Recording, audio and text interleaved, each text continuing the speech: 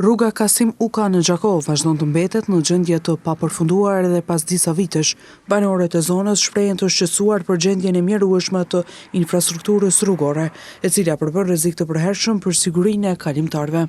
Problemi jonë është se kjo rrugë, e cila është shu në qarkullim që 3-4 vite, është shu e papërfunduar. Trotuarët janë problem. Nuk ka trotuare, nuk janë të rregulluara trotuarët.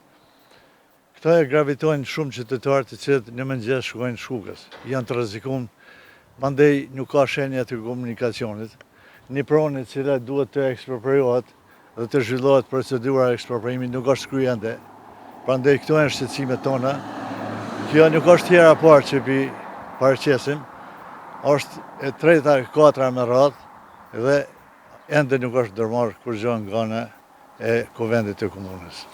Ai thotë se megjithëse kanë bërë kërkesa zyrtare dhe çështja është diskutuar edhe në kuvendin komunal, deri tani asgjë nuk është ndërmarrë. Kemi bërë kërkesa edhe në kuvend është shërtu kjo ankesë, mirë po kanë thonë se presin fondacione. Mirë po fondet për këtë pjesë nuk nevojiten mjetet të mëdha.